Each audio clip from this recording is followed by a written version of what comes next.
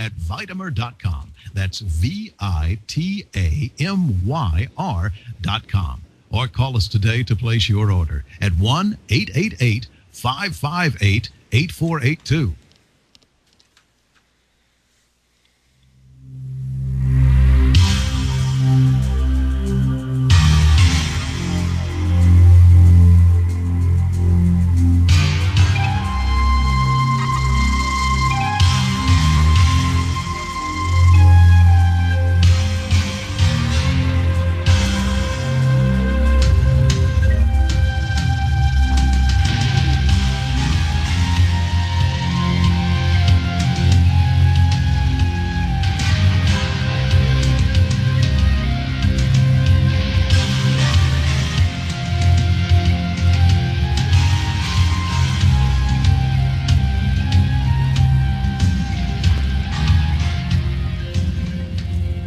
And welcome and good evening to everyone listening to this broadcast. This is the Whole Agenda Radio Show, and I'm your host, Robert Pepino.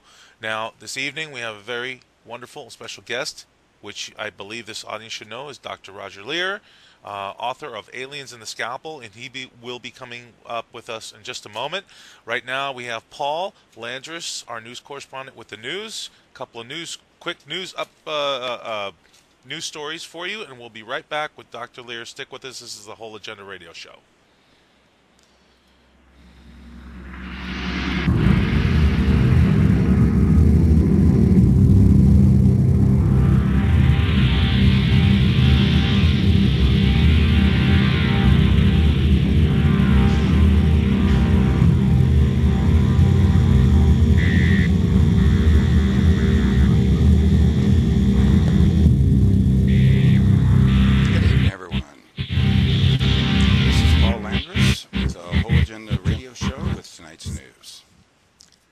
Why are so many bee-carrying trucks crashing? A semi-trailer truck hauling 460 beehives overturned on an interstate in Utah, releasing a swarm of 25 million bees into the air. A similar incident happened in July when 14 million bees, as well as a river of honey, flowed out of a wrecked semi in Idaho, and 17 million bees escaped a fatal truck crash in Minnesota. Why are there so many highway accidents involving bees? The uptick results from the fact that more and more honeybee colonies are being transported around the country via highways in recent years. Local bee populations are rapidly dying off from a little understood disease called colony collapse disorder, CCD, which is marked by one telltale sign. When beekeepers open a hive in the spring, they find only the live queen, her brood, and the honey that the bees had stored up for the winter. All the adult bees and even their carcasses have mysteriously disappeared. The nation's beekeepers have reported of a loss of around 30% of their hives due to CCD each year since 2006, and so more and more commercial bee colonies are being trucked cross-country from farm to play the vital role of pollinating crops. The number of managed honeybee colonies in the U.S. has dropped from 5 million in the 1940s to only 2.5 million today.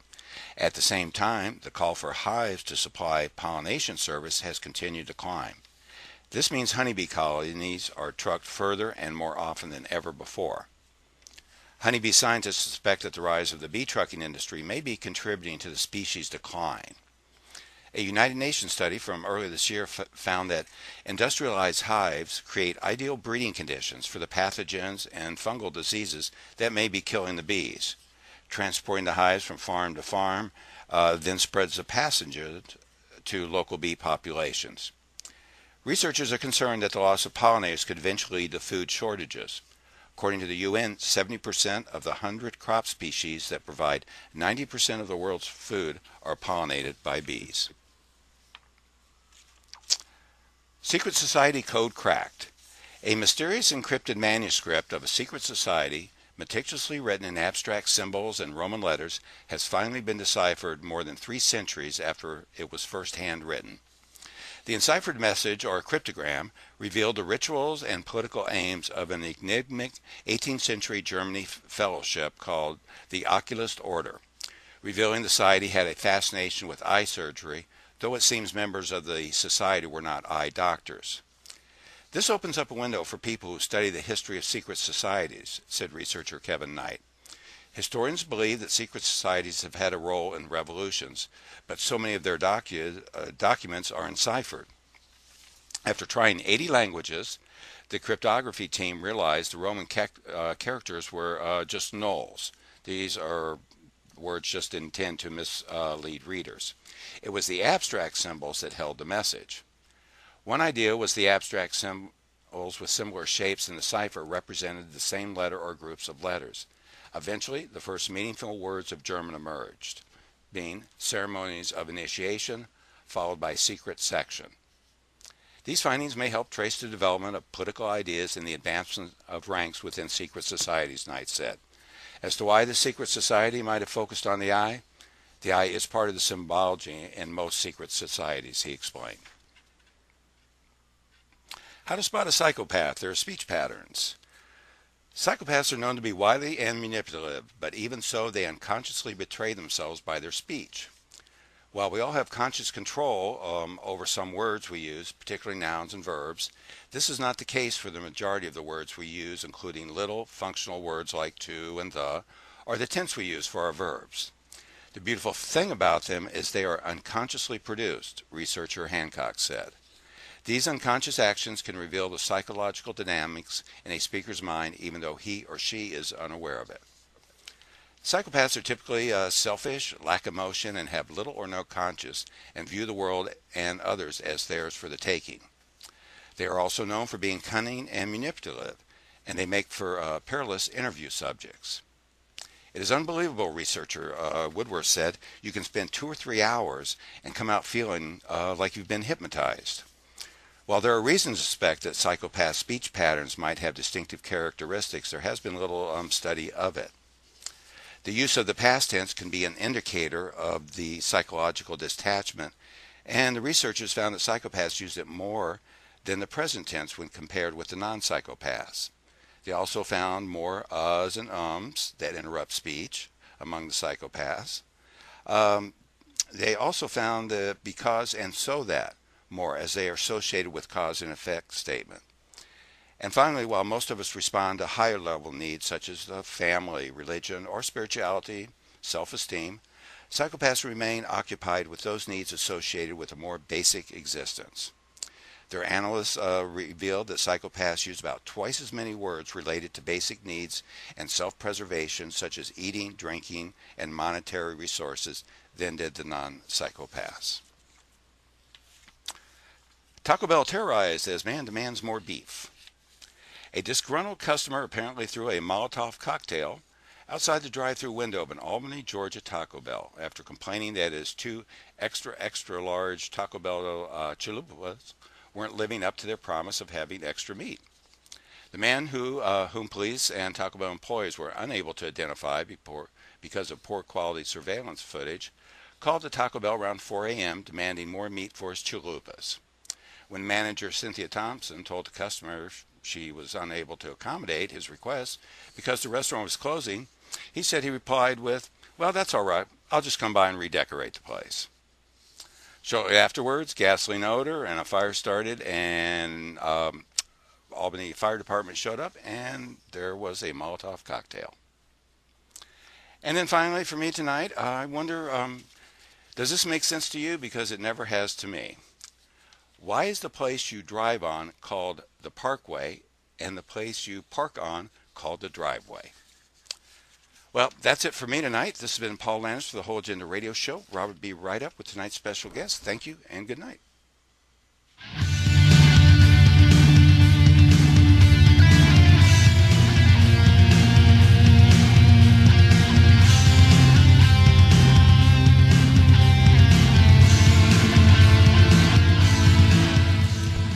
And welcome back, everybody. This is the Whole Agenda Radio Show, and I'm your host, Robert Pepino.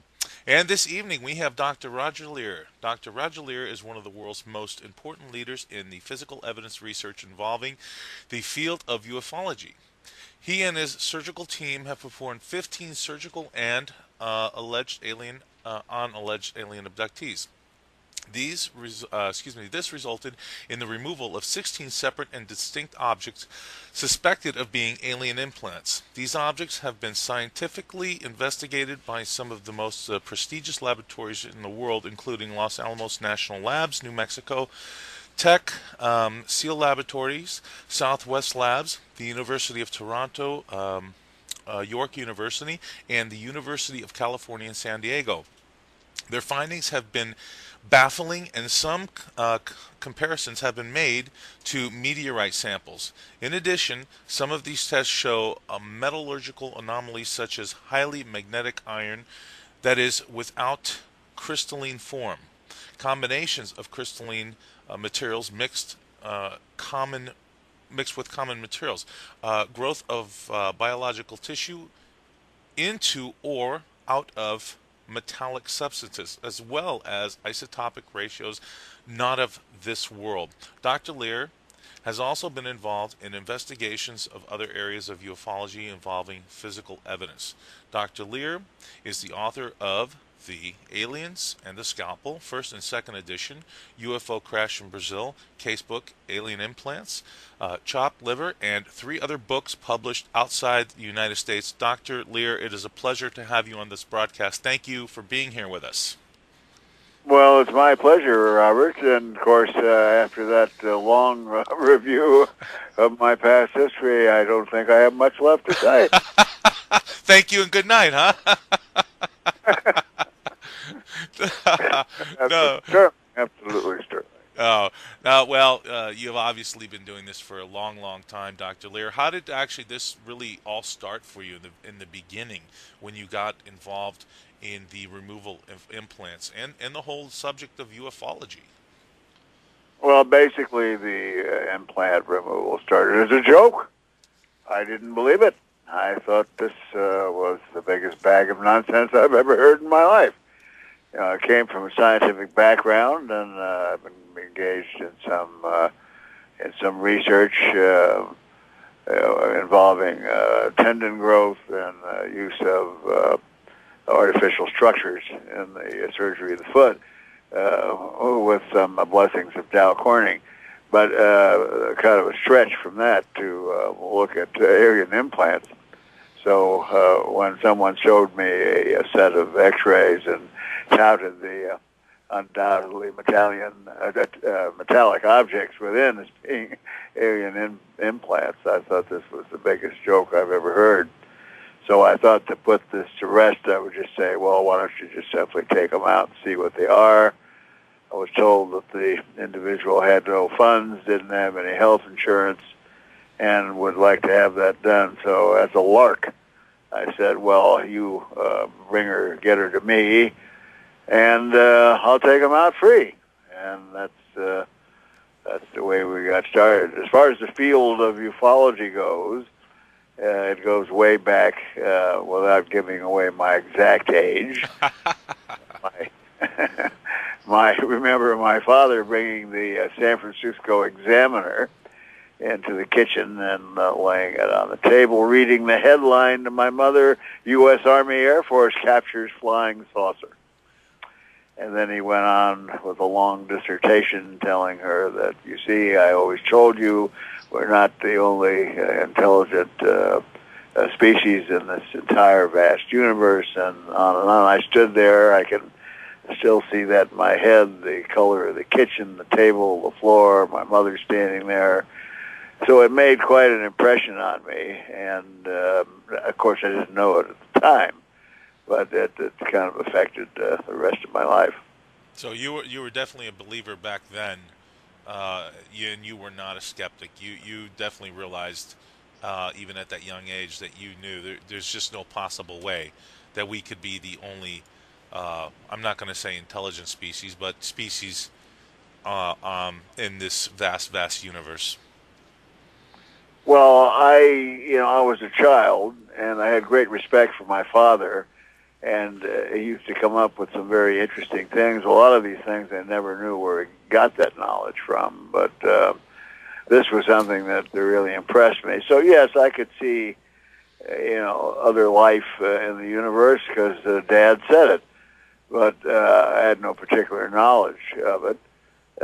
So absolutely, at that age, I was not a skeptic of anything. But I went through a lot of scientific training since that age, and I could still see, that someone could come here from somewhere else and visit this planet, a species, as you say. It might be a mistake to call us intelligent, but let's say other species that perhaps were more advanced than we were.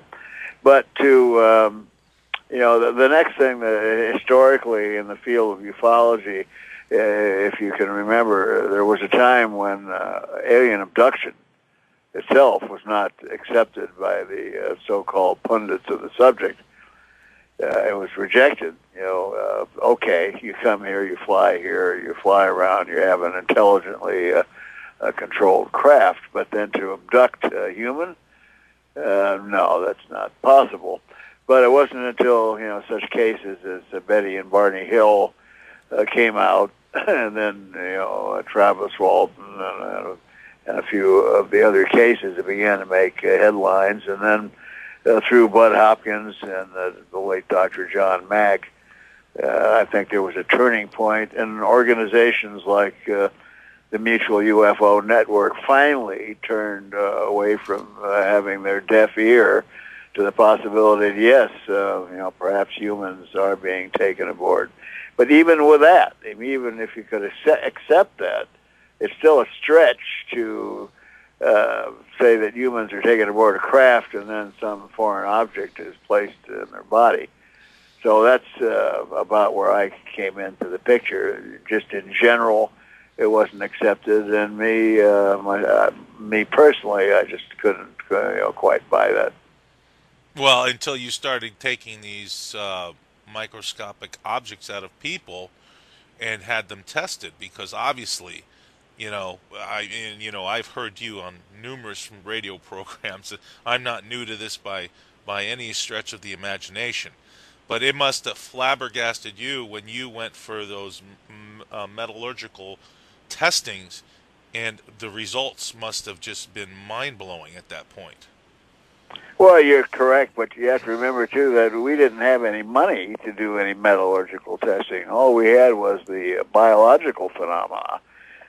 And these things came out, pieces of metal wrapped in this very strange, weird-looking, tight biological coating. I'd been doing surgery for some 30 years, and the general surgeon I was working with about the same amount of time. We've taken all kinds of things out of the human body. I'm a foot specialist, basically doing foot surgery, and people step on things all the time.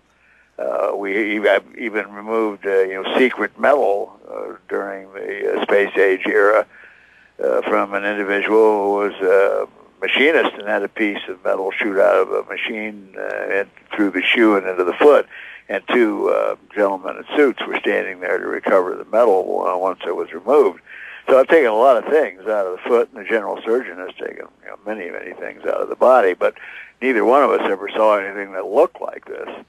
So we had the some biological anomalies here to start with, and even in the beginning there's no scar, there's no portal of entry, there's no visible anything that would show anything got in the body. So that's where we began, and we went forth from there trying to gather some funds to really, take a look at the metal. I knew nothing about metallurgy other than what I had, in some of my basic science classes in physics and chemistry. But, it was a stroke of luck or one of those little bits of synchronicity that put me in contact with the National Institute for Discovery Science and Robert Bigelow's organization, who asked if we would bring some of these specimens to Nevada. And I had to do a presentation, which was really a scary experience for me, in front of their science advisory board. And so I did, and it was quite well received, and they offered to send the first few specimens out to laboratories and pay for the investigation. So that's how we began. So it went from ultimate skepticism and a joke to something that became very, very serious. Wow. And Dr. Lear, I've seen the videos and heard from the subjects who have had these implants that they will only have some sort of um, small, not even a lesion, just like an small irritated spot on their skin will be look like some sort of rash, a little red spot or something. But you're right, no type of physical cutting into the skin where something would be implanted. What just amazes me, how did they put this object inside somebody without physically cutting them open? My only thought would be that their technology is so advanced that they could, I don't know, transport it into the elbow, the foot, the forearm, wherever they deem necessary to put these implants. I mean, that's how far my thinking goes here, because their technology would be so advanced at this point. Well, any advanced species, and anything that's more advanced than us is almost a shame to call it an advanced species. But let's say any older surviving species that develops the technology for traveling the vast distances through our known universe, and then has the ability to affect matter so that they can go through a wall or a window with the assistance of some energy beam and float you out of your 12-story building or wherever it is that they're taking you from. It should well be within the realm of their knowledge to have the ability to interrupt the integrity of human flesh and to insert something into the body. So I really don't see that as much of an obstacle. Remember the things, if you followed the subject, early in abduction, abductees were talking about things like putting a long needle into the umbilicus and taking sperm and eggs and all sorts of internal medical procedures, and we thought that was absolutely ridiculous, impossible, couldn't happen. And now that's called amniocentesis, and we're doing it all the time. Right. So without jumping too much ahead to the end of the story here, but we now have a 501c3 nonprofit organization with a good science board of our own, and Dr. Robert Kuntz, who is a noted nuclear physicist, has made some mathematical calculations, and he believes that these races are at least, and I'm saying this is at least 30,000 to maybe 30 million years older than we are. So if you survive that long and develop a technology, you're going to be able to do things that to us look like magic. Right. So what were some of the results of these metallurgical analysis that were done by some of these prestigious laboratories? What did they come back with? Well, the early analysis that was done was by Los Alamos National Labs and New Mexico Tech. And they looked at these objects. Of course, there was a total unknown, so it was a blind study. They didn't know what they were or that they were surgical specimens.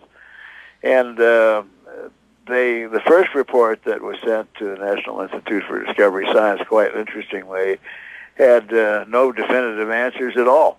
They just showed the results of the tests, and they looked for everything from the basic metallurgy, what elements were involved, the abundance of those elements, what their crystalline form was, if they were amorphous or crystalline, hardness scales, and so on. It wasn't until National Institute for Discovery Science got the initial reports back and saw that there was no conclusion, that they went back and said, well, look, we're paying you a good money to do this testing. We want a report. What do you think it is? So they came back with the best thing that they come up with, and they said they look like meteorite samples. Now, we know that the first two cases, one was from the great toe of the left foot, and the other one was from the back of the hand. We know that the patient didn't whack a meteorite with the back of the hand. I hope not. There wouldn't have been much hand left. Right. And certainly someone didn't step on a hot meteorite and get it in their toe. So, we knew that there had to be more to the story than what this was. So, what did they actually reveal to you as far as known metals and then unknowns? Well, it wasn't until later on. Incidentally, your mathematics was slightly dated. We've done 16 surgeries now, and we have 17 objects. One of these surgeries produced something of no scientific interest, but it was costly. Not that the object was costly, but that the research to find out what it was costly. That didn't mean that the individual was not an abductee. It just meant that the thing that we removed was not an alien implant. So out of the 16 cases, we do have 15 that we consider scientific interest. Now, when we went on, of course, science, the ability of our science changed too. Example, about 7 or 8 years ago, there was talk in the industry of a thing called a carbon nanotube. And most of the scientists, and I say most because they were most, said that no such thing could exist in nature or could not be made in a laboratory. Now, it's to the extent where we know not only can they be made in a laboratory, but they have useful abilities. And there's talk of using carbon nanotubes, which is now the hardest and the strongest substance known to man, to build a tower that would extend approximately a mile or so above the Earth. And you can launch a space vehicle from that tower, saving a large amount of money by not having to defeat the amount of gravity that you would on the surface of the Earth.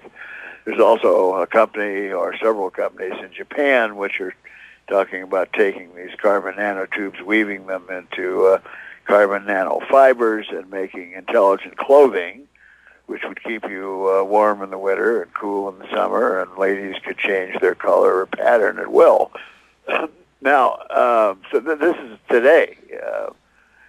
Also, with the advent of carbon nanotechnology, the equipment came into use that could look for these things. Now, when we did the original samples, who's going to look for carbon nanotechnology in a specimen where science said there was no such thing, and you didn't have anything to use to look? But now we look, and now, amazingly, we find very complex nanotechnological devices, and that's one of the things that we've found. We see carbon single-walled nanotubes, and these are together. When you put a large amount of them together, you can get a carbon nanofiber. And then when you look at the carbon nanofibers that have been put together, you get carbon nanostrands. Now let's make a comparison so we don't confuse our listeners. If we look at some ancient wiring of a radio or a television set, we can put single wire in a circuit, and then you can put 2 wires together and tie them both together, and then we can put 10 wires together, and you have a loom. So that's basically what we have here, except it is on a level of nanotechnological. It's a microscopic level where these things are, let's call them machines or devices, are being made at the level and size of the atomic structure of a particular material. Okay. Dr. LEIR, can we hold it right there? We're coming up on a quick break, and then we'll pick it up right off of the other side. So everybody stick with us. This is the Whole Agenda Radio Show. I'm your host, Robert Pepino, and you are listening to Dr. Roger LEIR. We'll be right back after this break.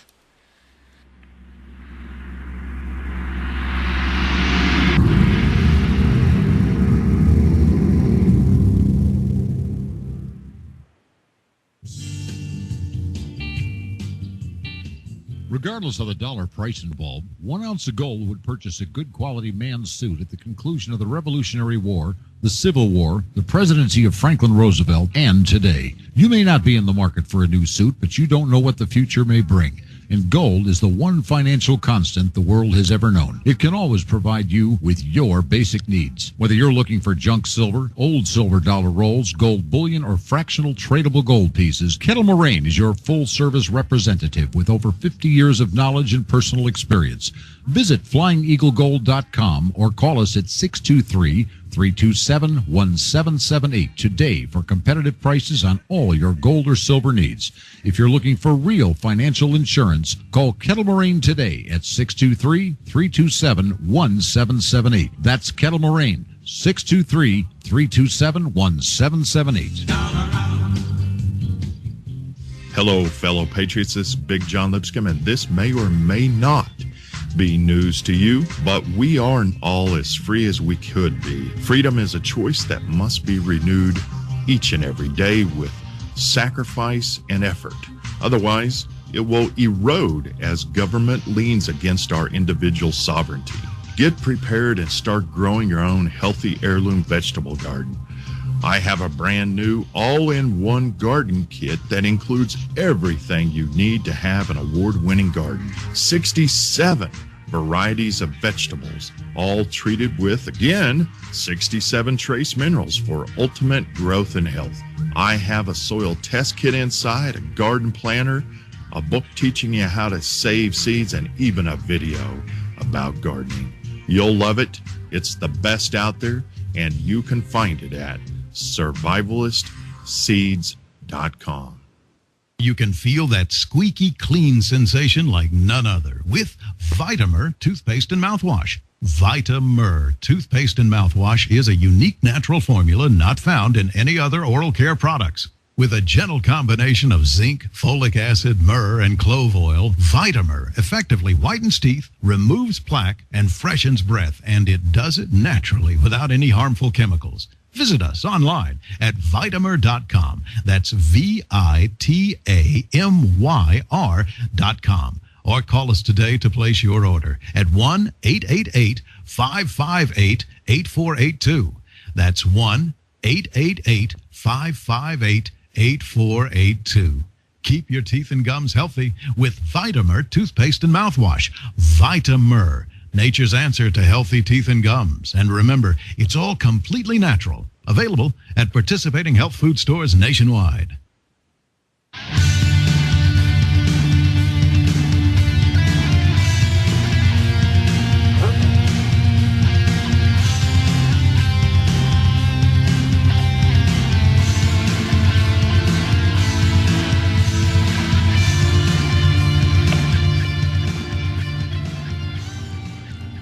And welcome back, everybody. This is the Whole Agenda Radio Show, and I'm your host, Robert Pepino, and you are listening to Dr. Roger LEIR, author of Aliens and the Scalpel, and we were just getting into the first half hour of a little bit of the technical part of how our science has advanced so dramatically over the last probably the 10 years, where now we are producing carbon nanotubes, something that we were told we were not able to do probably 10 years ago, and now yet here we are producing incredible technology. Dr. LEIR, please pick it up where we left off on.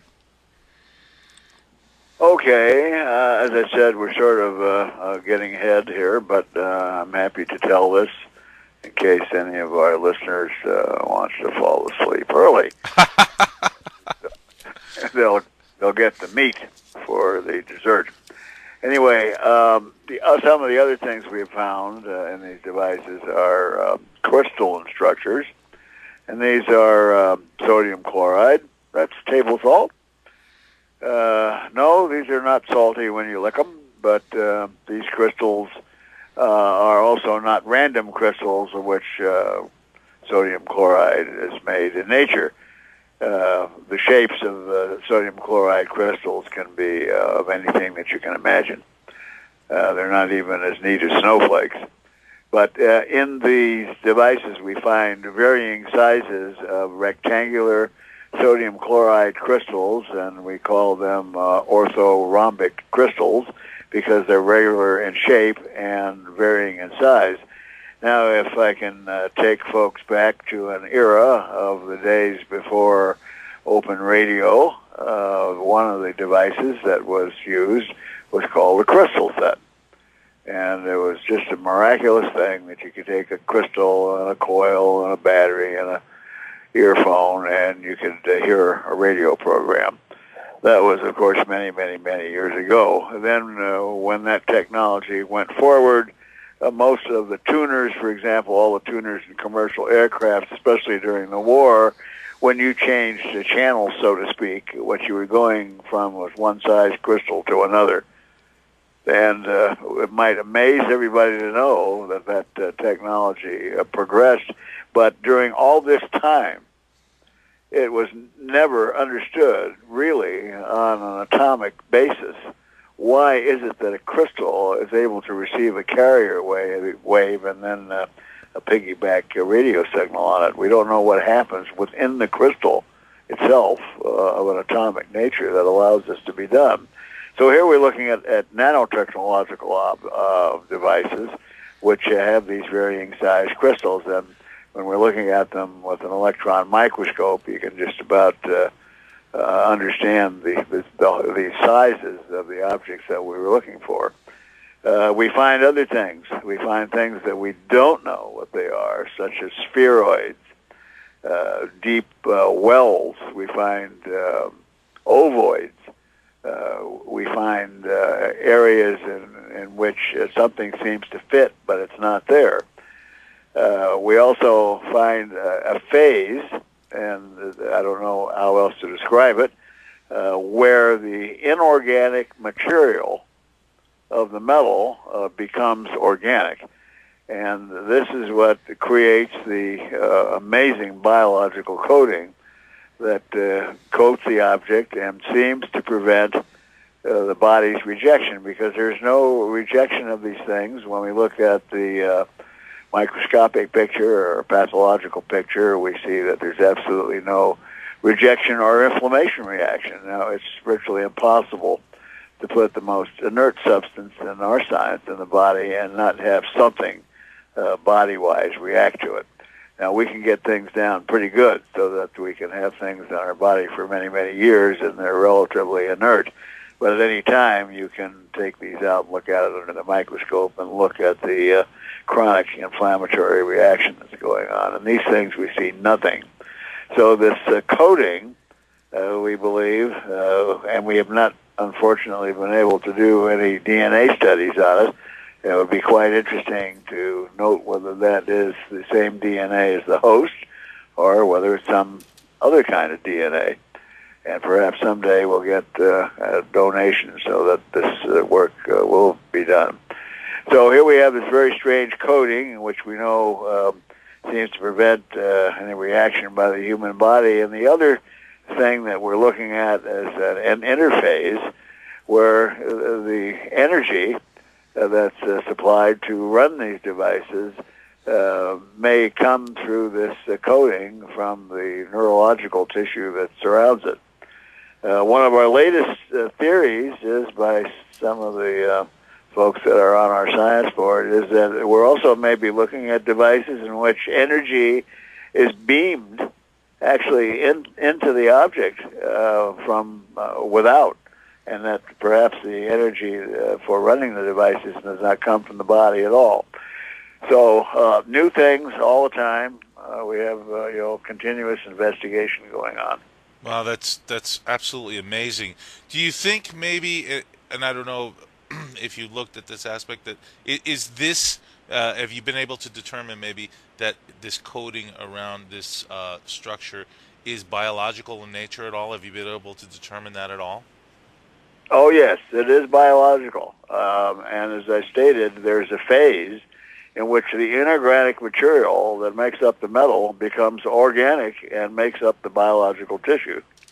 And I guarantee you, you can check in any book or any encyclopedia, or if you can get into a black budget laboratory, we don't know how to do this. Huh. Yeah, no kidding. And Dr. LEIR, and because I'm so fascinated by all this, I have been for years and years and years. Now, I've also know, and I've also heard you said that somehow the nerves of the human body attach themselves to these structures. Is that correct? Yes, we found areas in which there are a large amount of nerve cells present, but they are nerve cells that are specialized, and that's one of the other surprises. These are called proprioceptors. Proprioceptors are little organelles of nerves which are, for example, in the fingertips. We have proprioceptors for how much pressure the finger can apply to an object. People don't think about this, but when you pick up a glass, you don't crush it and you don't drop it. Right. We get used to doing that, so like we get used to watching TV. But actually, TV is an amazing electronic instrument. So is the hand with its proprioception. We know that, for example, if you take your finger and you put it on a hot stove, before you feel any pain, your finger jerks away from the stove. Otherwise, if you were waiting for the brain to do something, it would say, oh, something smells funny. Oh, look, my finger is burning. Right. So that's proprioception. Now, on the bottom of the feet, we have more proprioception for pressure, and that tells the muscles of the foot and leg how much to contract to propel you from one phase of gait to the next. It allows you to walk. So now, what would these little things be doing in a wrist down deep near a bone? I mean, you wouldn't have any use for these things there. So it doesn't come in nature that way. So those are the things that we find around some of these objects. I would say most of the objects. So it implants it implants itself. Excuse me. It is implanted near areas where the body functions as an autonomic system, more or less. Well, if you're looking for a commonality, here's my take on that. Anywhere a bone becomes superficial is where you're going to find one of these objects. Now, if you get kicked in the shin, that bone is pretty superficial because it hurts like the devil. Oh, yeah. So if you find an area where you can put your finger on it, you can feel the bone. That's the place where they seem to like to put these objects. Now, why? Again, there are a number of theories. One of our scientists thinks that they may be using the body's skeletal system as an antenna, because we do know that they put out a certain amount of electromagnetic energy, which we've measured through the use of a Gauss meter, usually between 6 and 10 milligauss. And we have at least a half a dozen now that we've tracked radio frequencies. Now, these are frequencies that are in our own electromagnetic spectrum, and they might not be there for the purpose of non-human intelligences. They could be offshoots or harmonic of some other spectrum, such as scalar wave technology. But we know that they're broadcasting something. We also know there's a switching mechanism. Something turns it on and something turns it off, but we don't know what that is either. I'm just curious if these objects might run through our own bioelectrochemical process of our own body. Yes, that's one of the things that we have considered, but we don't know that for sure. These are all theories, but theories have to be taken into a laboratory and either proven or disproven. Right. Now, I know I kind of jumped ahead of myself on all this because it's just, you got to understand, this is very exciting for me, especially talking with you because I followed your work for a long, long time. So I'm very honored to have you on this show. But I wanted to get a little bit into what got you into authoring Aliens in the Scalpel. Well, as I said, if you look at the history of my work, I started this as a joke. I found out there was nothing funny about it. We got a little funding from the National Institute for Discovery Science. I felt that the work was more than interesting, that there may be a contribution here to mankind. I was Dr. X, the implant doc. I tried to stay out of the limelight. I didn't use my name. I didn't want to be punished or laughed at by my peers, as you can well imagine. But the subject itself was too big. So the more I tried to stay out of the limelight, the more the limelight came to me. And I started doing radio shows, and that's when I was on in the early days with Art Bell. And I did radio shows all over the world. People wanted to know more about the work and what was going on, so I wound up in 42 countries in 7 years, giving lectures and talking to abductees. So something, came that I didn't expect. Well, I'd never ever expected to write a book, and I'd never written a book before in my life. I did have some writing courses because I was writing articles at one time as a investigative reporter, but from that to go to a book was a whole different ballgame. But my cousin, whose name is Dr. Kenneth Ring, had written a number of books on the near-death experience.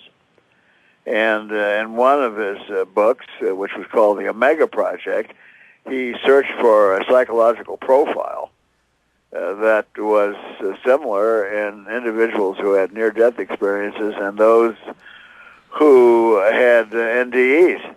And, of course, the upshot of this was he didn't find this common profile. So he kind of encouraged me, and then he gave me a lot of material that he no longer had use for. So I wrote The Aliens and the Scalpel, and then, of course, I had to get it published. So they say the thing to do is to get a publisher. So that came and that didn't come quite so easy. I got an agent, and the agent sent the manuscript out to some big publishers in New York, and we weren't doing very well, and I was getting discouraged. And then, again, NIDS came along and said, we'll help you get your book published. And they did. And we had a good Granite Press is the one that published the first version of the book. And we had a wonderful intermediary called Access Publications who did all the publicity on it, and it sold quite well. However, as my luck goes, I never made a penny because this large company went bankrupt. All the money went bye-bye. So I never saw a dime, but the book sold very well all over the world. Now I've written 7 books, and I'm working on the 8th. What were you faced in the beginning? I'm sorry, Dr. LEIR, I didn't mean to cut you off. I was just curious. I mean, when this all started for you, did you face a lot of scrutiny? And is that, I understand, yes, as Dr. X, but when you started coming out publicly, did you face some scrutiny from your peers or not at all, or was it maybe the complete opposite? Because that I don't know. Yeah, it was the complete opposite. I got more a curiosity of the people I knew. Hey, what are you finding? Is this stuff for real? What'd you find? What's new? You still doing this? So they really had a quest for knowledge. So I was never really.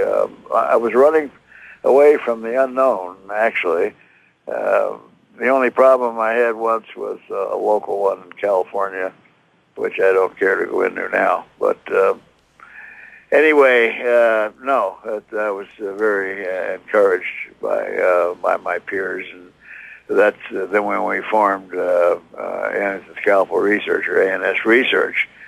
We started our science board, and we had some wonderful people initially on the board. A few of them have now passed. One was Tom Van Flanderen, the noted astronomer. He was a complete genius in his field. So it evolved from that point. Wow, that's incredible. And I am so encouraged every day more and more that more people come out, and now it's almost commonplace, by the way, that there's so many different outlets for UFO activity, UFO encounters, first, second, and third kind, and now I believe worldwide, if I'm not mistaken, believers in the phenomenon are well over the 60% mark. So it has come to light that, in my eyes, these things are very, very real. And for me, I've had my own experiences, so I know they're real, and no one can tell me different. I know what I've seen, I know what I've gone through. Um, but it, it's so enlightening for me to know that people are finally starting to realize that you don't need a government to tell you that these things are real or not, because so many people have had so many experiences all over the world that what's the point if a government comes out and tells you, okay, the president of the United States or whatever president of whatever country comes out and says these things are real and we don't know what they are, and by the way, I think they know exactly what they are, and they've had this technology a long, long time, but that's, we'll get into that a little later. But the reality of it is that so many people worldwide have gone through so many experiences. It's not a matter of if they're there. It's a matter of when the introductions really start. The real meetings between we Terrans here and our extraterrestrials, brothers and sisters in the universe. That's where I'm at in all this. Well, I think this, everything you said, I agree with 100%. I think one of the things, we're talking about disclosure, and there's several different kinds of disclosure. Now, I belong to Steve Bassett's group, which is the Paradigm Research Group, and he's doing a very sincere, wonderful job in trying to get governments, and he's, at this point, he doesn't really care whether it's the U.S. government or some other government to acknowledge the phenomena. So I agree with that. I think it'd be an absolute wonderful thing. But disclosure and another sort is going on as we speak. It's all over the world. The subject is too big to hide anymore. Now who are the purveyors of this knowledge? I personally think that it's now traveled out of governmental hands and is now in the hands of private multi-conglomerate industries in the world. Because what we're looking at here is a threat. It's a threat to the greed which has enslaved this planet for years and years and years.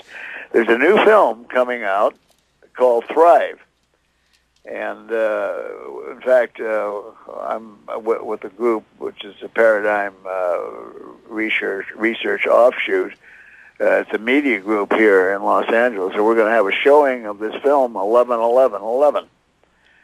And it shows the energy power structure of the world and how that is all going to change when free energy is introduced in society.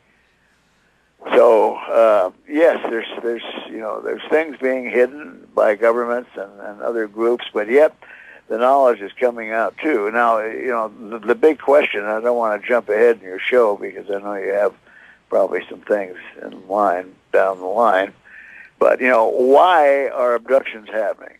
If we assume that the phenomena is real, which if you've seen as many abductees as I have, and as I'm sure David Jacobs, Bud Hopkins, and all the rest of us that work in the field do this kind of work, we have no doubt as to whether this is real. Why are abductions happening? Of course, there's a number of opinions. David Jacobs thinks that they're building hybrids, genetic manipulation. Sure, the majority of abductees all talk about the taking of egg and sperm. Well, these entities are not out making omelets. They're doing something with this genetic material. So I'm not saying he's wrong. It's very possible that one of their things is they are making omelets, but or not making omelets, but making hybrids. But I think that may not be the only thing that's going on. I think one of the possibilities is they are changing the human race. We are going from something that's Homo sapien to what has been coined another name, which is Homo noeticus. And to prove this, I did a study on 17 functional growth characteristics in children over a period of 40 years. And they have been accelerated from 16 to 86%. That's extraordinary. To what they have to say, you're going to be amazed. And it's not TV. It's not the guy next door. It's not their parents. It's not books. The kids today have a knowledge which is phenomenal. It's like they're able to tune in to some, universal consciousness. My own daughter, when she was 9 years old, she came up to me and said, "Dad, yes, what's consciousness?" That's extraordinary. That's absolutely extraordinary. I still don't know if I could answer that. Right. I mean, that's totally. You touched on something that I wasn't going to bring up, but you brought it up. Because the reason the name of my show is called The Whole Agenda, Dr. LEIR, is because I believe that the super hierarchical structure, the fictitious money printers, the oligarchs, are the ones that have the complete control over this whole system, and that's why we are stuck in the situation we are in right now with all the exotic technology that they have hoarded for themselves. And I truly believe that they've already generated an off-world system for themselves, whether it be interplanetary. It still doesn't matter. I believe they've already created that and have left us stuck with the old world fossil fuels, and the what's it called? The power plants, the nuclear power plants, and so on and so forth. Because I can tell you a story on and I will after the break, because we're coming up on a break here real quick. But I've done my own experiments with hydrogen, running my own, getting a hydrogen motor basically. Running, and it does work, but of course the economic situation that these monsters have created took my funding away, because I was funding this myself personally in order to put this in my vehicle, just to run my vehicle on water, and I could not continue my testing. And I've got 3 prototypes sitting in my garage, and I've told this to this audience before, but you're hearing this for the first time. Well, so we need to talk, because I built one. I was running on Brown's gas. Yes, absolutely, Brown's gas. And then I know you're absolutely familiar with Mr. Mayer, who was murdered because he was running his buggy on water. As a matter of fact, I have his autopsy. Yeah, I was going to. We are connecting here definitely at a level, because I was going to ask you about that also. But anyway, Dr. LEIR, there's so many things I want to talk about, especially your experience in Turkey. So everybody, stick with us. This is the Whole Agenda Radio Show. I'm your host, Robert Pepino, and you are listening to the incredible Dr. Roger LEIR. We'll be right back after this break. Stick with us.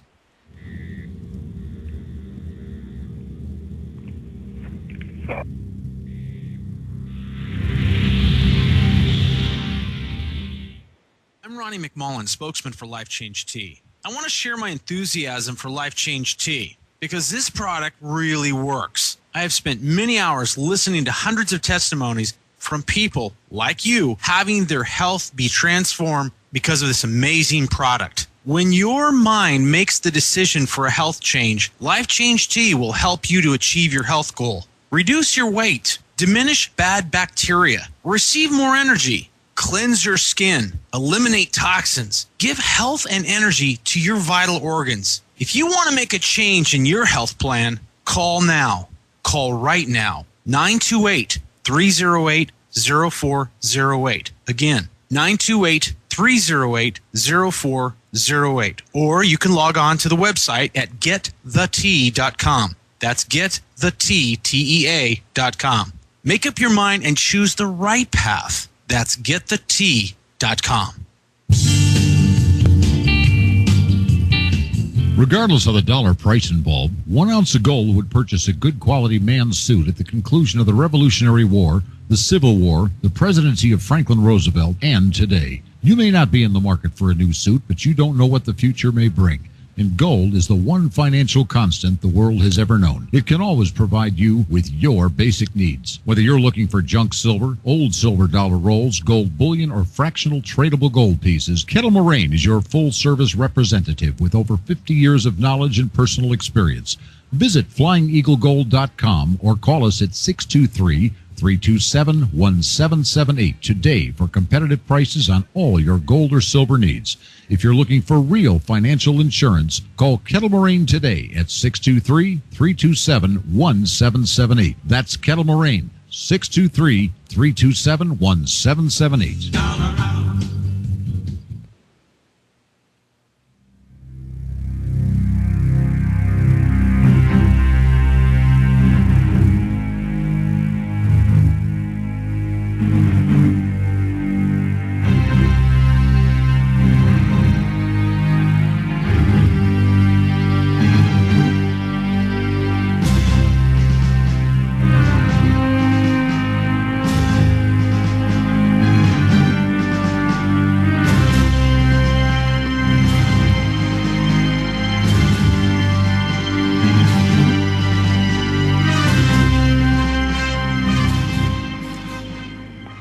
Welcome back, everybody. This is the Whole Agenda Radio Show. I'm your host, Robert Pepino, and you are listening to Dr. Roger LEIR.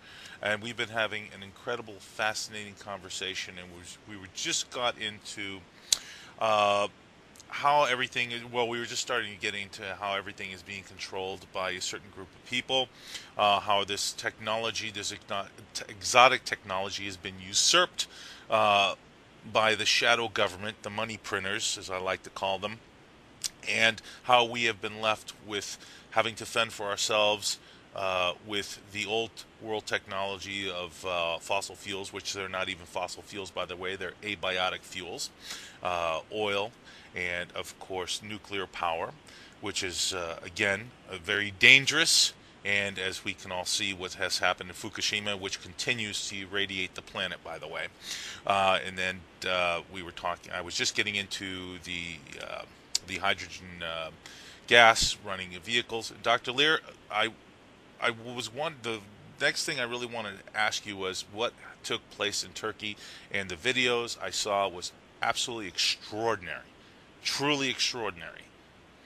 Yes, Robert. It's probably some of the best video that was ever taken, a close-up of a UFO, or let's call it a flying saucer, showing the occupants, not only the craft itself, but the occupants.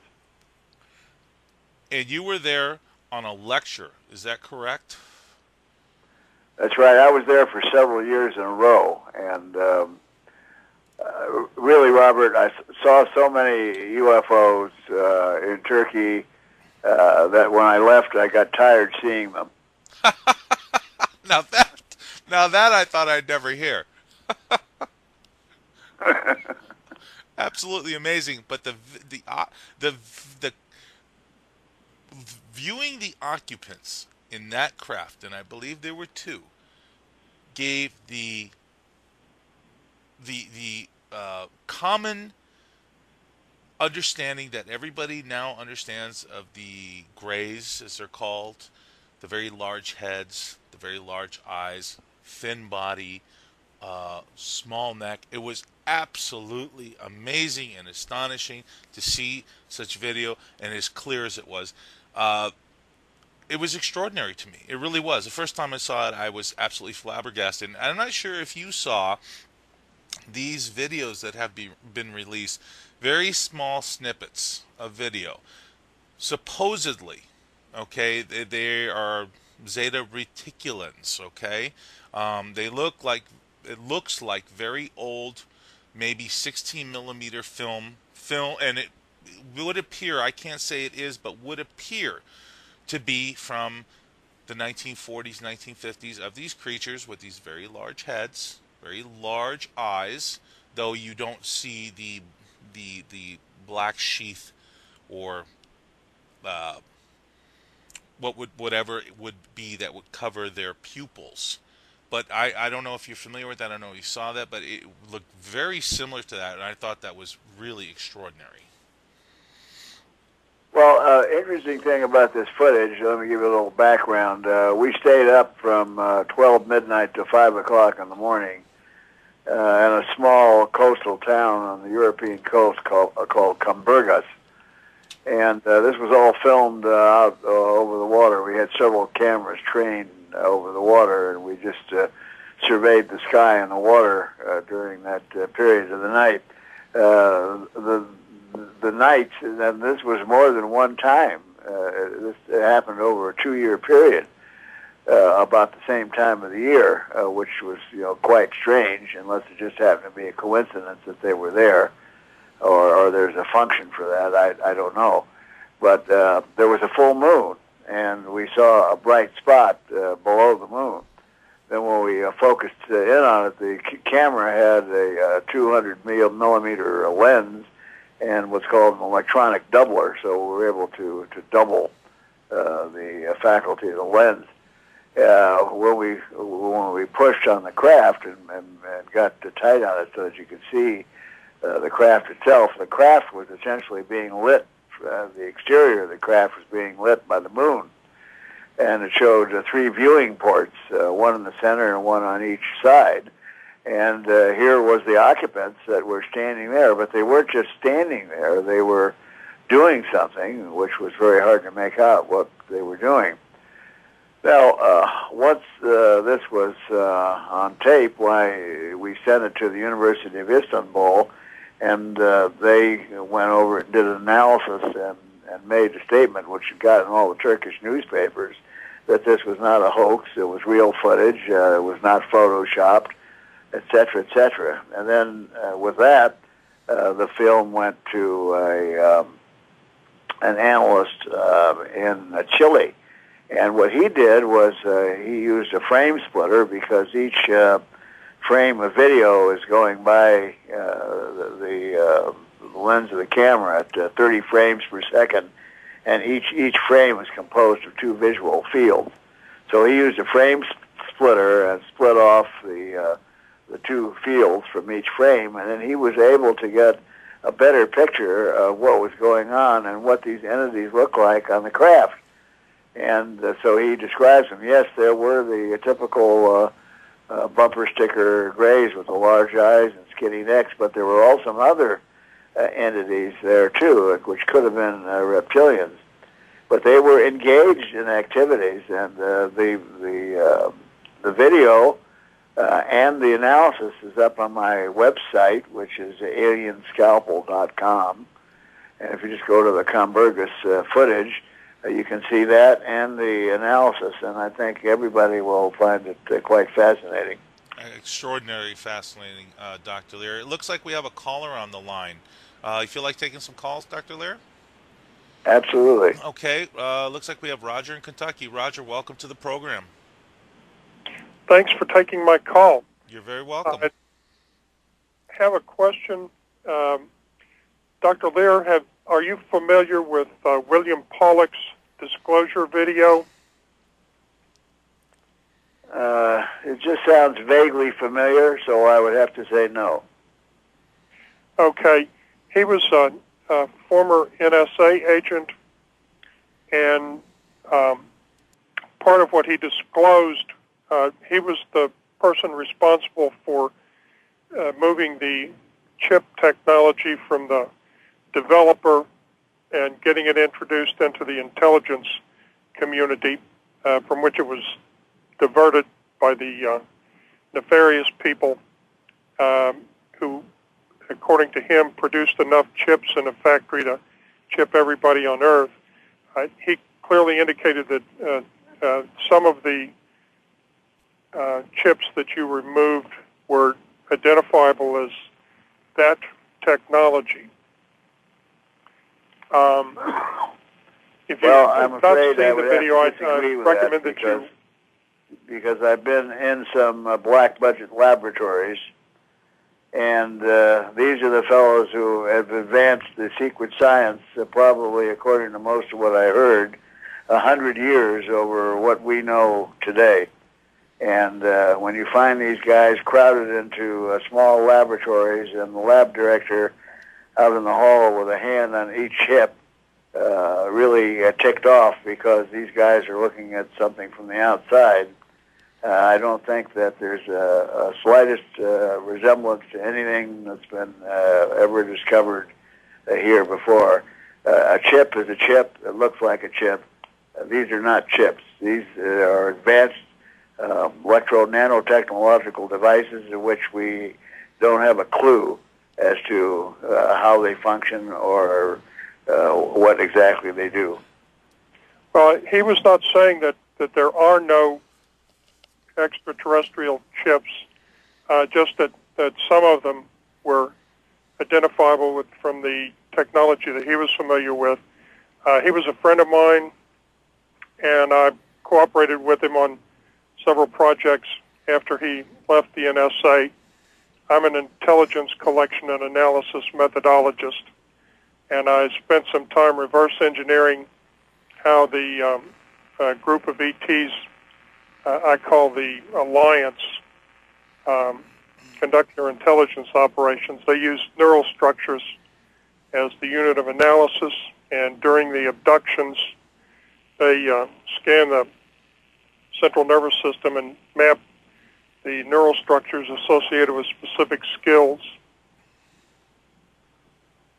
Well, I'm not saying that we did not develop, as you stated, some kind of a man-made copy of the technology that they were looking at. I'm just saying that the technological devices we're looking at is absolutely nothing like even what's seen in the black budget projects. Yeah, I agree with you. I wanted to ask about the experience. Did you interview the people that you removed these objects from, and are there certain experiences associated with the different types? Yes, we do an in-depth interview before they ever become a candidate for surgical extraction. They have to have a conscious memory of some event that relates them to the abduction scenario. We don't allow them to undergo any kind of regressive hypnosis prior to the surgery. If they wish to do that afterwards to help with their memories, why we do allow that, but not prior to the surgery, basically because we don't want a criticism of somebody saying that somebody implanted memories into these individuals' heads. So, yes, we have about 7 of these objects which appear to be almost the same, with the same kind of metallurgical and biological analysis. But we do have some others that don't look exactly the same. However, their experiences seem to be analogous. Are they associated with different species? I think it's pretty much across the board of the species that we know, either as a unilateral species or in combination with several of them. Very rarely do you hear of which an individual is aligned with grays and there's no other humanoid or reptoid or insectoid beings being there. Well, from your research, is there any recommendations or guidelines you would give to people who have not been abducted but might be on how best to handle the situation and survive it? Well, that's a very good question, and there are some people that you can talk to that say yes, you can thwart this. But again, this is only in my opinion, and I don't have the last opinion because in my experience, if there's anybody that says they have all the answers, you better put a finger in each ear and run as fast as you can. But I've known people who have used every methodology for thwarting the experience, and in the end, they lose. But on the other hand, who are the individuals who abducted? What's the common denominator? And one of the things that we found, and I'm pretty sure of, is that they're more right-brained than those that are not involved. Dr. LEIR, I wanted to interject something here because, people have made postulations in regards to Men in Black all throughout this history of abductions. So could this be governmental agencies, our own and others, working in conjunction with these species in order to skew or fog the overall situation of extraterrestrial abductions versus these shadowy governments abducting people and making them believe that they had been abducted by extraterrestrials? Well, I looked extensively at the literature on Men in Black, and I've had many discussions with late Bud Hopkins, and he's probably was one of the most knowledgeable people on the subject. But again, there's a common denominator amongst this group, the Men in Black. Perhaps what you're insinuating is possible, but I think the individuals themselves, if that is a possibility, may be hybrids, because most of them do not fit in to the sociological norm for which they're trying to fit in. And there's many, many examples that he talks about, and individuals who've had conversations and interludes with the so-called Men in Black.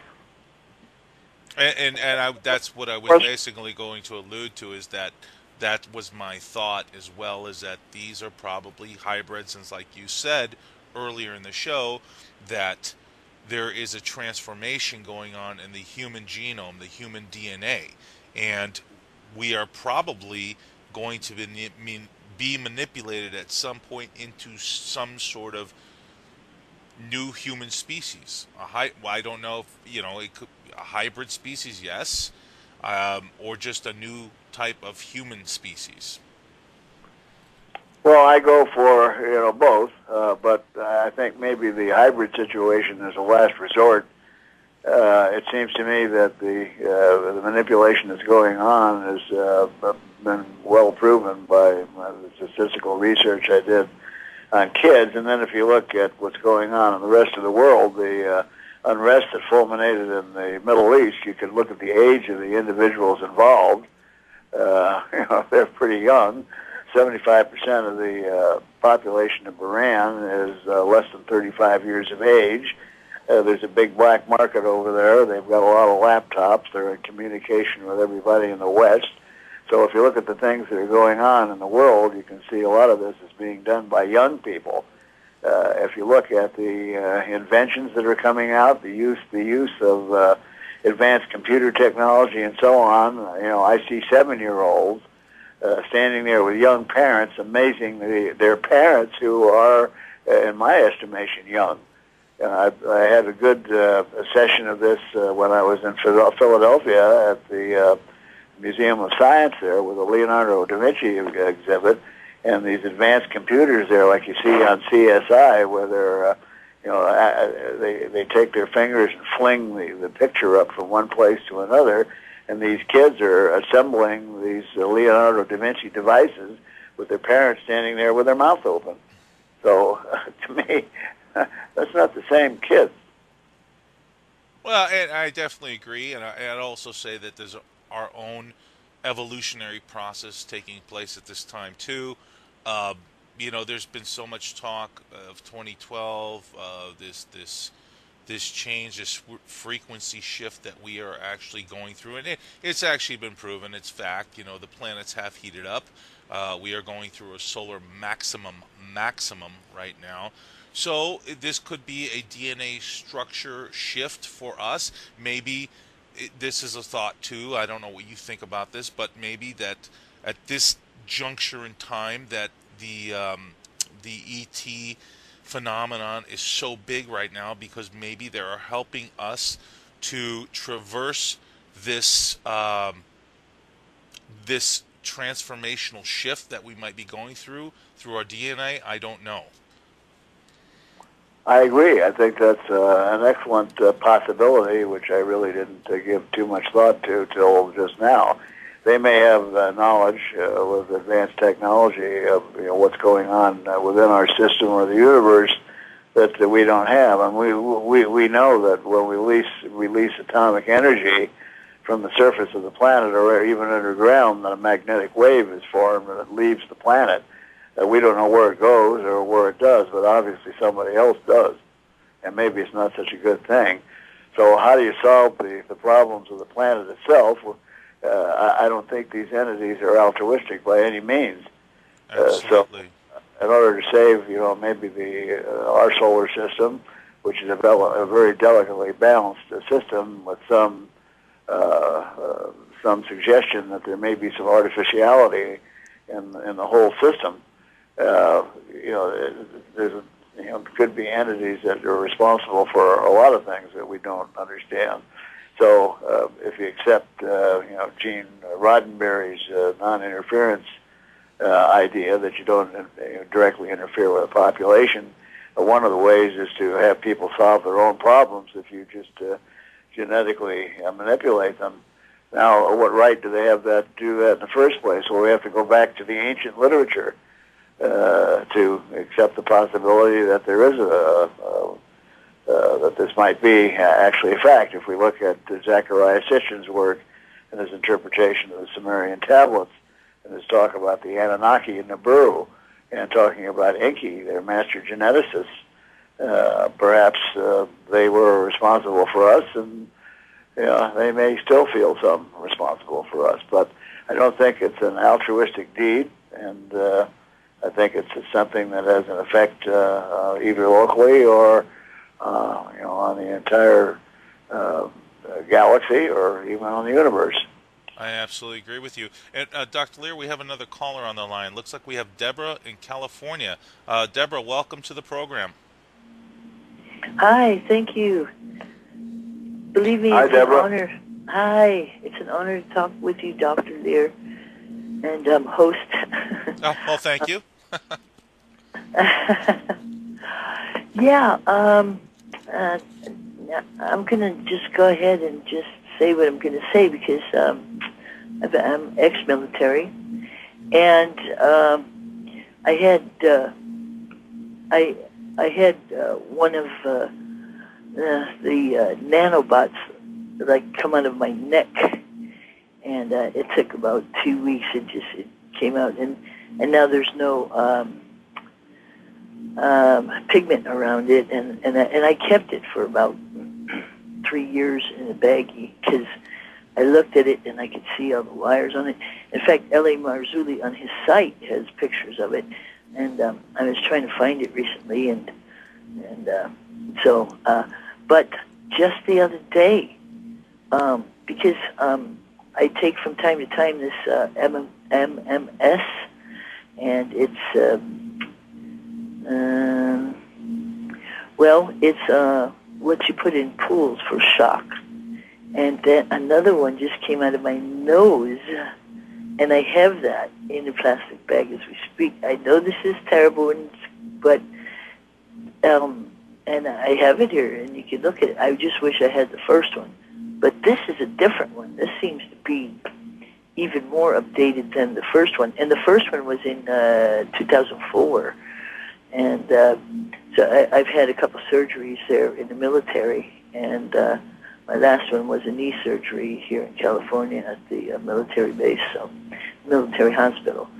So, and as far as the UFO thing, I can remember some things being visited by aliens. Now, this is going to sound very strange, but I have seen them in Peru, in the mountains of Peru. I've been there. And I saw them come in and go out, the ships and stuff. But also, the other recently one is, they came to me as like Drew Carey, of all people, an alien with glasses that was as funny as Drew Carey, but was an alien, and had the glasses and everything. It was really strange, but there you have it, and what do you think? Well, number one, the object that you have, do you still have it? Oh, yes, it's on my wall. It's in the plastic bag. It's this one, yeah. Mm-hmm. Yep. Well, our organization just received an object that was required to come out of the nose, and we've just started some research on it and some very interesting findings so far. If you would like to send that object to us, you can email me, and I'll send you the information as to where to send it. Just email me at LEIR, L-E-I-R, private, P-R-I-V-A-T-E, Can we at put that up on AOL.com. Can we put that up on the chat, or I have Just, Deborah, you can go to my form, give me your information, and if you can't write anything down right now, just give me your info, and I will get it to Dr. Leir tomorrow for you. I promise you. Great. Okay. Yes, right here. Yes, because I knew when it came out, I knew what it was because of the other one, but this one is more high tech than the other one. This, I don't think L.A. Marzulli has pictures of this kind, but. Well, we'd love to take a look at that, and I know El Marzulli very well, so I will see if I can get the photos of the first one. Well, and yeah, pointed out, on L.A. Marzulli's, the exact identical one. He has a picture up there of it, of the first one that came out of my neck. Yeah. And Deborah, do you remember having... Thank you for giving that information to us. Could I ask one last quick question? Absolutely, Roger. Please, go ahead. I know that you work on living people, but have any of these things turned up in autopsies of dead people? Yes. As a matter of fact, the first case that I did with two objects in the great toe, the mother had died some years before, and for whatever the reason, before she passed away, x-rays were taken of the foot, and it showed the same two objects in her big toe. Thanks for taking my call. Thank you, Roger. Thank you for calling in. Well, Dr. Leir, that's interesting that you should just have another one, a person that it has come out their nose. That's highly interesting. So. Well, I'm sort of used to that. We call it synchronicity, and very often that proves to lead to more intelligent knowledge than any other way. Far out. That's fantastic. Well, yeah. Well, I'm glad to know that I'm a candidate for information. That's great. And like I said, Deborah, just go to the forum. If you're a member, just type it in. I'll go through it tomorrow, and I will get this information to Dr. Leir, so you can be in touch with him, and you can send this object to him, and he can have it analyzed. Okay, good deal. God bless, and thank you for the info. Thank you, and I will. Thank you for calling, Deborah. Thank you for calling, Deborah. Bye-bye. And Dr. Leir, we're coming up on a break here real quick, but what I want to get into next is this whole overall structure of how the manipulation has taken place. Really, it's been an extraordinary thing. I'm sure you're very well aware of the Occupy Wall Street, what's taking place with this now. I think people are starting to wake up in small factions. They're realizing something, whether it's just the money manipulators, or whether they've just been devastated personally and are fed up. But I think people are starting to wake up and realize what's going on, and I think we're in the process of a worldwide revolution, and we might actually expose these people for who they are, what they are, who they've been working with, and get this exotic technology and everything else out into the open and to become a free society. So everybody, stick with us. This is the Whole Agenda Radio Show. I'm your host, Robert Papino. You are listening to Dr. Roger Leir, and we'll be right back after this break.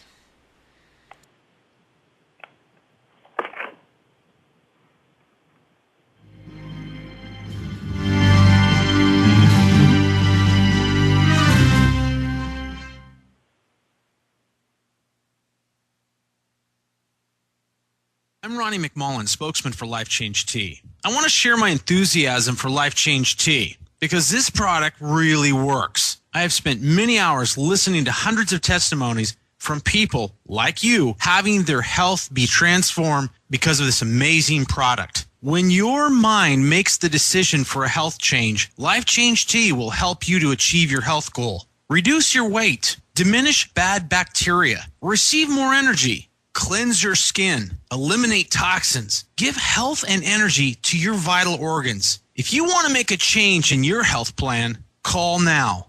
Call right now. 928-308-0408. Again, 928-308-0408. Or you can log on to the website at getthetea.com. That's getthetea.com. Make up your mind and choose the right path. That's getthetea.com. Regardless of the dollar price involved, 1 ounce of gold would purchase a good quality man's suit at the conclusion of the Revolutionary War, the Civil War, the presidency of Franklin Roosevelt, and today. You may not be in the market for a new suit, but you don't know what the future may bring. And gold is the one financial constant the world has ever known. It can always provide you with your basic needs. Whether you're looking for junk silver, old silver dollar rolls, gold bullion, or fractional tradable gold pieces, Kettle Moraine is your full-service representative with over 50 years of knowledge and personal experience. Visit FlyingEagleGold.com or call us at 623-327-1778 today for competitive prices on all your gold or silver needs. If you're looking for real financial insurance, call Kettle Moraine today at 623-327-1778. That's Kettle Moraine, 623-327-1778.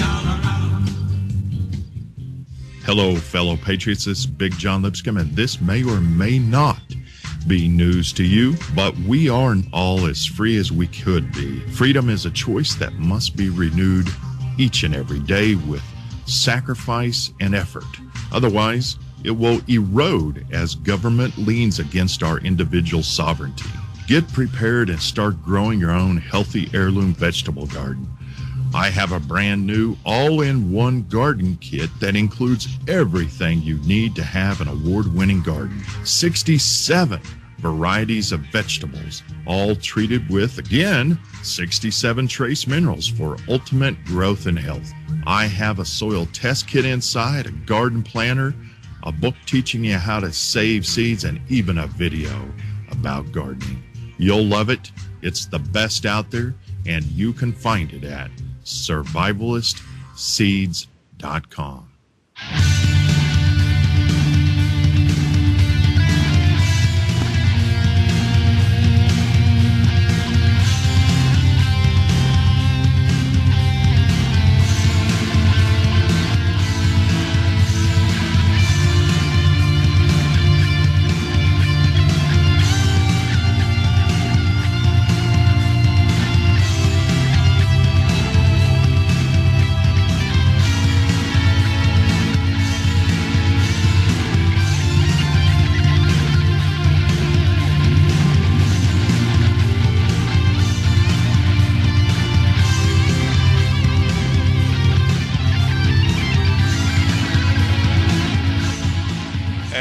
Welcome back, everybody, to the Whole Agenda Radio Show. I'm your host, Robert Pepino, and you are listening to the incredible Dr. Roger LEIR. And for anybody else who would like to call into the broadcast to ask Dr. LEIR a question or just state a point, you're more than welcome to. The number is 1-888-747-1968. And Dr. LEIR, this last half hour, I'd really like to get into the manipulation and control structure of how they've taken over our society in order to circumvent our original true way of government and Congress and of course the Senate, that the structure of what was formed by our forefathers in order for these people to gain control over all this technology. And I know this starts way back, it goes back to Nazi Germany and technology that was derived then and brought here in the United States. And there's so many different factors to all this. But it's the money masters on top of this whole game, I think, who have total control and have compartmentalized all the individual um, the individual systems in order for them to keep control while everyone else being not aware of how they've been manipulated, but yet controlled in this whole structure.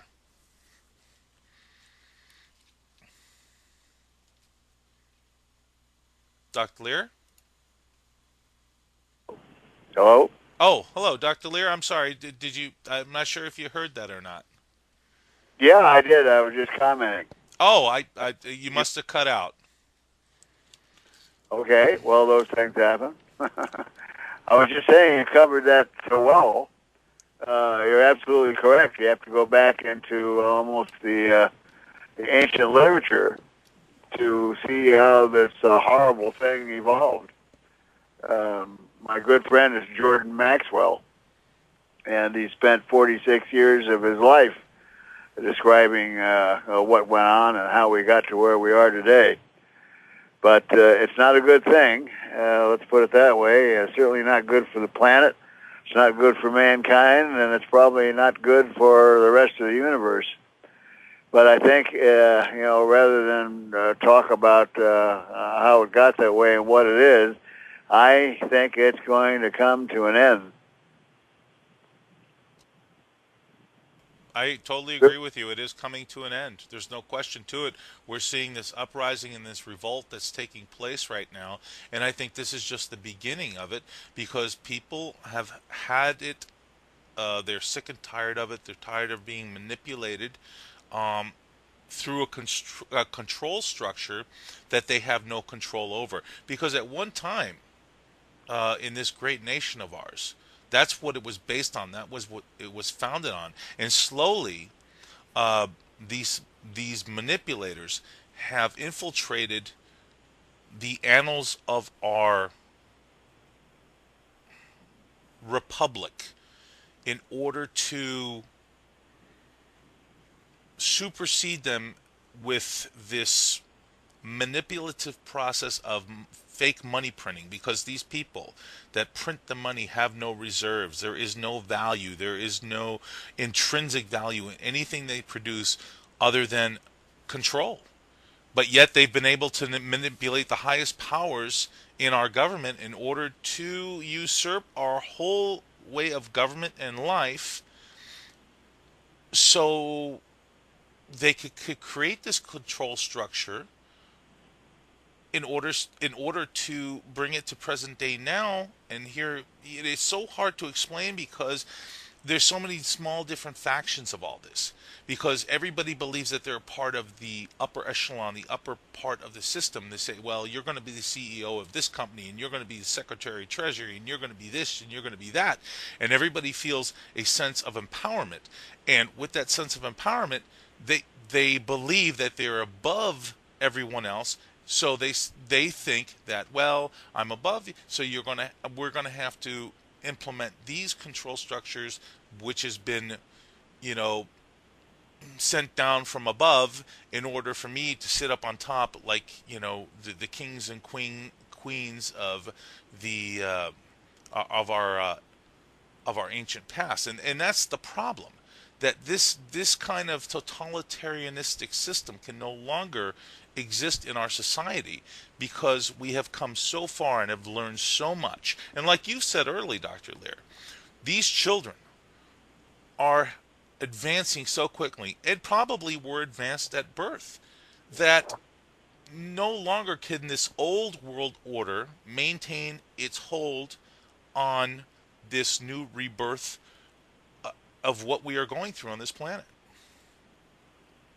Oh, absolutely. You and I are in total agreement. This is going to come to a head, and it looks like it's going rather rapidly. You mentioned before people are waking up. Yes, they are waking up. But I want to just emphasize the fact that it's not just a local problem about what happened here in the United States. This is a worldwide problem.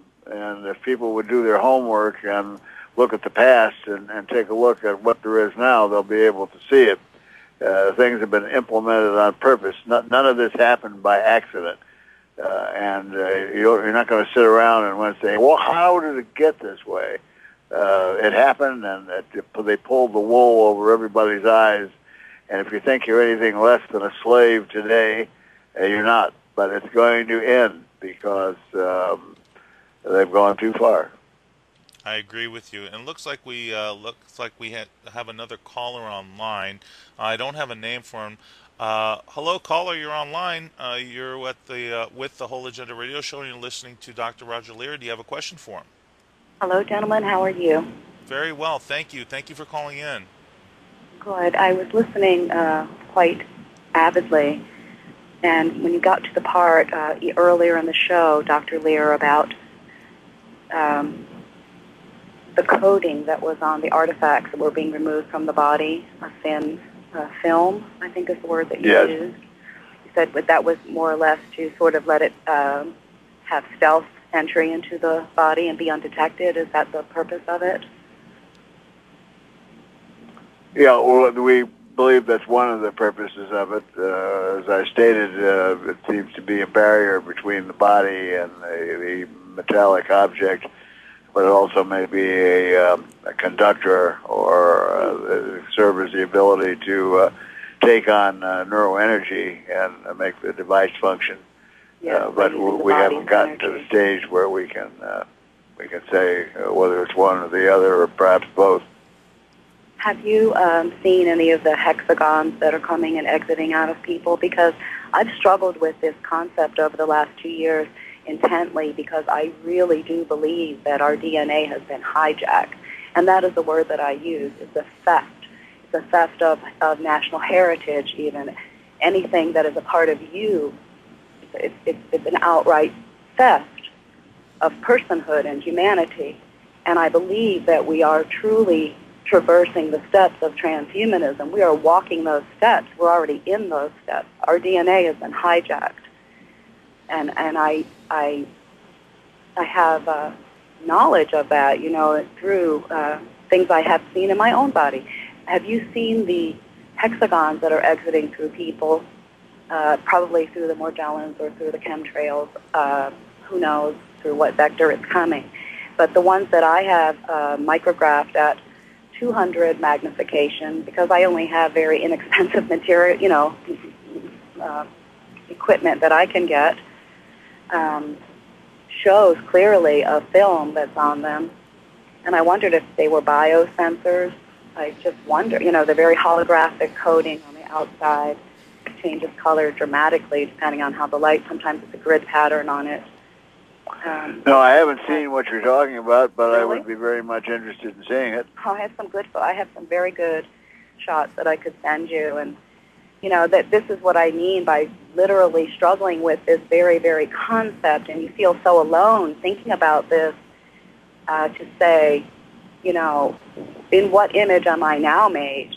If you believe you were created in a superior God's image, just take that at its very face value and say, well, what am I created in? What image am I now created in?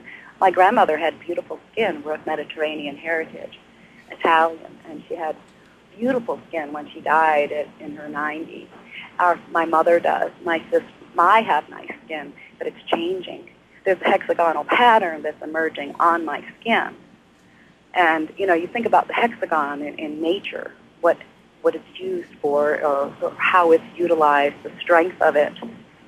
And I see this actual textural change in my skin and say, that's a theft, because my family has nice, beautiful skin, and it's not now.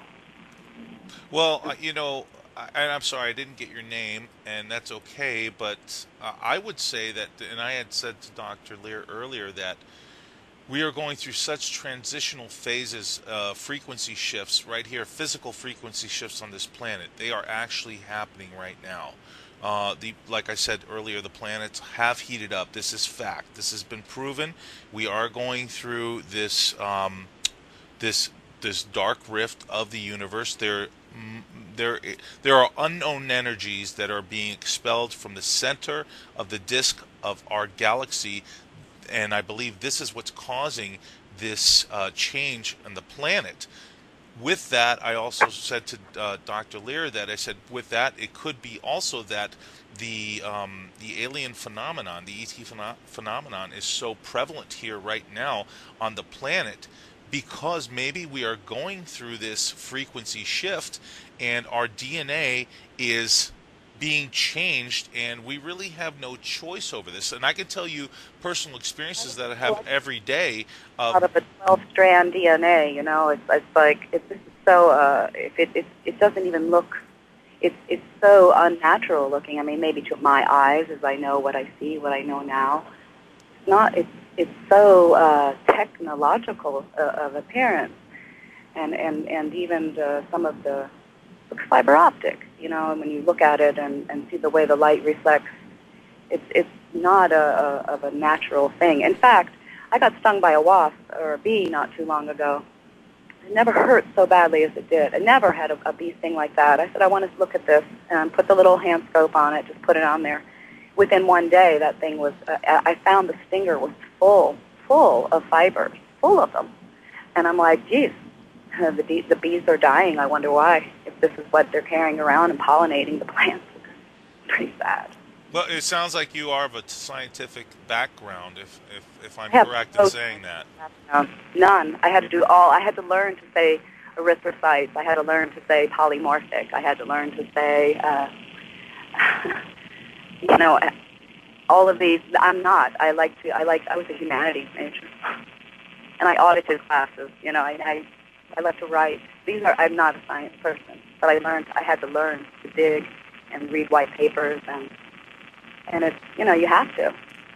Now, I wish I had an intelligent remark to make about the puzzlement here, but I don't have enough background, and I haven't seen anything, so I can't really make any comment as to your observations. I still have some of the artifacts. I have a lot of the artifacts. I did one where I put some in a pill bottle for 1 year and then put it in the dark. And then I took it out after a year, and the self-replication was pretty amazing. The growth was unbelievable.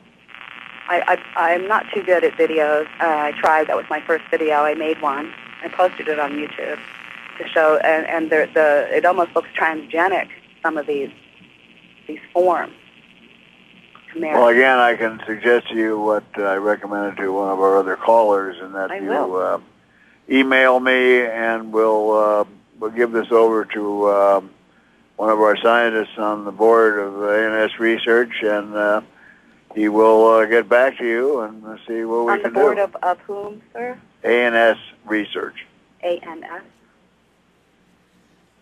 check it out. I'll be happy to get in touch. I mean, what do I have to reach out? They can take my body right now if they wanted. It's kind of, you know, I'm not afraid. I have no fear. Well, I hope they don't take your body before you send them an email. Me too, because I'm kind of nosy. I still want to know what's going on, you know. Well, do you have anything else to add? Forefront, just being nosy. Yeah, that's part of being Italian, I guess. Well, I just want to know. I ask for the truth. I have a right to know what is going on in my body. I didn't concede to this. I didn't ask to be a part of a DNA hijacking. I guess when you're hijacked, you don't get want to grant permission. I could at least fight back with a box cutter for this. I'm just really kind of ticked. But I'd be happy to find out more info from you. So thanks for your time. Well, thank you for calling in. All right. You guys have a great night. You too. You too. Bye-bye. Bye-bye. Well, we've had some interesting phone calls, Dr. Lear, and it's obvious that a lot of people are very aware of what's going on and aware of the experiences that are taking place in their own lives and on this planet. And I guess the only thing I can say is look at how everything is unfolding. Look at all of it, the grand scope of things, the manipulation, the lies, the ET phenomenon, which is ramped up dramatically and drastically, I would say within probably the last 10 years, but more so now, I figure within the last 2 or 3 years, it has just been extraordinary. And I guess I'm left with this, that however things may unfold, let them unfold. I await the experience, because this system that exists now can no longer stand on its own feet, that has been created by the manipulators. Well, my sentiments exactly. And like I said, whether the manipulators want to give up or not, I think they're going to find themselves in a position where they haven't got a friend in the universe, because it's gone on for too long. And I think we have friends out there who are not from here that are going to see to it that it's going to end, and their reign is going to end. I meant to comment before when you were talking about black budget technology, and that we possibly could have expanded into the solar system or farther out. I think that may be the case. One of the fellows I was talking to who was in the black budget said that black budget science is probably 100 years ahead of academic science. So if these folks think they're safe sitting on Mars or somewhere else, I don't think so. Well, I agree with you. Before I forget, what is your next book that you're coming out with, Dr. LEIR? Well, it's for a French publisher, and it's called UFO'S, Alien Abductions and Implants, The Final Frontier. I like that, The Final Frontier. The Final Frontier. We're going to talk about in the first few chapters kind of an overall look at what we found so far with the 16 surgeries, with emphasis on number 14, which was done on a military intelligence officer. One of the main chapters, Chapter 6, we're going to talk about the 1996 Virginia, Brazil case, which was analogous, analogous in many ways to Roswell. And I'm going to go into some depth with that case. That I wrote a whole book on this subject, but there's been some changes that have occurred with the researchers who investigated the case, and the denial of every single thing that happened in January of 1996, including the chief investigator of the case. All the people have all gone the way of Roswell and said that everything they said was not true.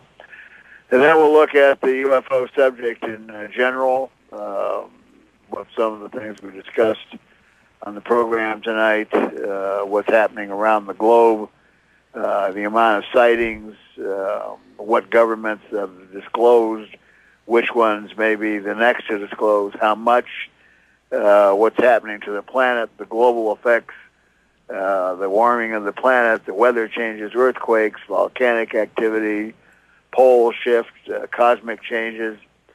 And then I'll wind up the book looking at some of the in-depth research on the metallurgy and show the reports by Dr. Robert Kuntz and his massive calculations, which show us where these building blocks of the implant material comes from in the universe, and how he reached those conclusions. And real quickly, do you have any speaking engagements coming up anytime soon? I do, but not in this country. I expect to be soon back in Turkey again, talking to a conference in Istanbul, and perhaps performing some surgeries over there. But I'm kind of winding down the year. I'll be heard on various radio shows. We're working on a new television radio concept, which I may put in a plug for, formerly called Out of the Box Radio, and now called the Truth Ship Gateway. And it'll be something that you can, it'll be visual and will be radio at the same time. Never been done before. I think that's absolutely phenomenal and fantastic. And we'll be able to say the things that you can't normally say, like our friend on Sirius Radio with his $36 million contract. He'd never go back to regular television again. Yeah, I think, Howard Stern, right? Which I never listened to him. Well, whatever you think of Howard Stern, one thing for sure, he ain't no dummy. No, he's not. And you're absolutely right about that. And Dr. Leir, give out your website for everybody and to everybody listen to the program, to the callers who called in. If you can't get the info through my website, and just please give it directly to Dr. Leir, because he will examine these objects through the foundation that he has set up with the scientists.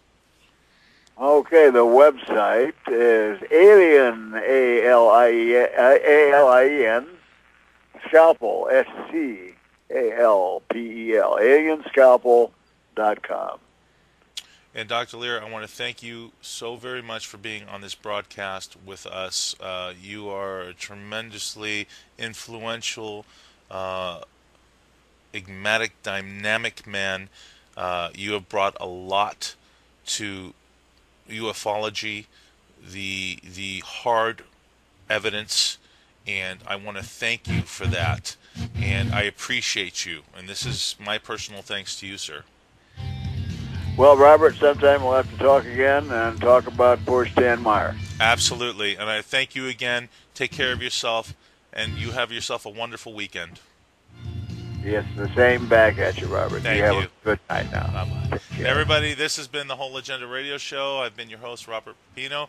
And Monday night, we have Jim Nichols coming back with us to talk about Nibiru with his latest video. Everybody have a safe, wonderful Halloween weekend, and we'll see you on Monday. Take care. Bye-bye.